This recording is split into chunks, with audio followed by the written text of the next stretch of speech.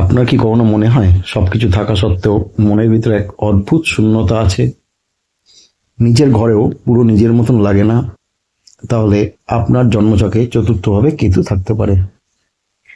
আজকের ভিডিওতে আমরা জানব পূর্বজন্মে আপনি কি করেছিলেন, এই জন্মে কেন মানসিক অশান্তি আসে এবং কিভাবে এই কেতুকে শক্তিতে পরিণত করবেন।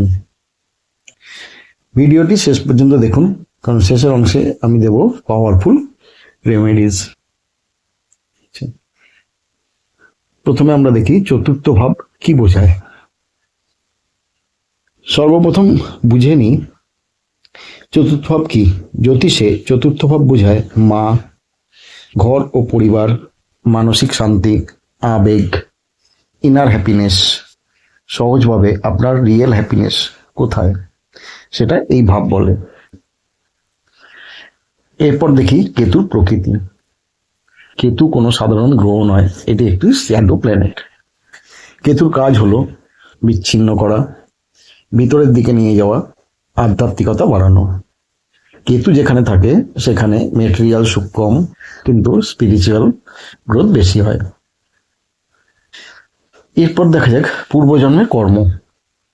চতুর্থভাবে কেতু মানে পূর্বজন্মে আপনি হয়তো পরিবারকে অবহেলা করেছিলেন, বা মায়ের ভালোবাসার মূল্য দেননি, বা শুধুই কেরিয়ার বা ক্ষমতার পিছনে ছুটেছেন।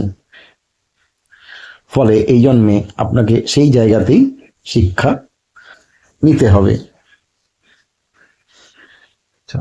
এই প্রসঙ্গে আমরা একটা গল্প দেখি। এক রাজা, তার ছিল বিশাল রাজ্য, ক্ষমতা, ধনসম্পদ, সবাই তাকে সম্মান করত। কিন্তু একটা জিনিস সে কখনোই গুরুত্ব দেয়নি, তার নিজের পরিবার। তার মা অপেক্ষা করতেন, তার স্ত্রী চাইতেন ভালোবাসা, তার সন্তান বাবার কাছে সময় চাইতো। কিন্তু রাজা সবসময় বলতো, আমি ব্যস্ত, পরে আসছি। আর সেই পরে কোনোদিনই আসেনি। সময়ের সাথে সাথে রাজা সব জিতলো, কিন্তু সম্পর্কগুলো হারিয়ে ফেললো। শেষ জীবনে সে বুঝলো সে সব পেয়েও কিছুই পায়নি। এবার জন্ম বদলালো। এই জন্মে সে আর রাজা নয়, একজন সাধারণ মানুষ। তার একটা সুন্দর ঘর আছে, পরিবার আছে, সবকিছু আছে, কিন্তু তার মনের ভেতর এক অদ্ভুত শূন্যতা। নিজের ঘরেও সে পুরো নিজের মনে করতে পারে না। মায়ের সাথে কানেকশন উইক, কোনো কারণ ছাড়াই মন খারাপ হয়। সে বুঝতে পারে না কেন আমি আনহ্যাপি বা সুখী নই। আসল সত্যটা হলো, এটা কোনো পানিশমেন্ট নয়, এটা তার আত্মার শিক্ষা। আগের জন্মে যেটা সে অবহেলা করেছিল, এই জন্মে সেটাই তাকে অনুভব করতে হচ্ছে। শিক্ষণীয় বিষয় হলো, ভালোবাসা, সময়, সম্পর্ক এগুলো কখনো পরে করার জিনিস নয়, কারণ একদিন পরে বলতে কিছু থাকে না।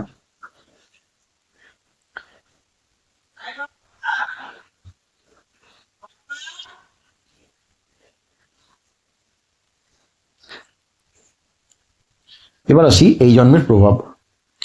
এখন আসি রিয়েল লাইফ এফেক্টস। চতুর্থভাবে কেতু থাকলে ইনার পিস কম থাকে, নিজের ঘরেও অচেনা লাগে, মায়ের সাথে ডিস্টেন্স হতে পারে, ইমোশনস এক্সপ্রেস করতে সমস্যা, হঠাৎ স্যাডনেস আসে, অনেক সময় ডিপ্রেশনের মতন অনুভূতিও হতে পারে, তবে এটা মাইল্ড লেভেলে। কিন্তু মনে রাখবেন, এটা কার্স নয়, এটা লেসেন। Positive side. এবার আসল ম্যাজিক।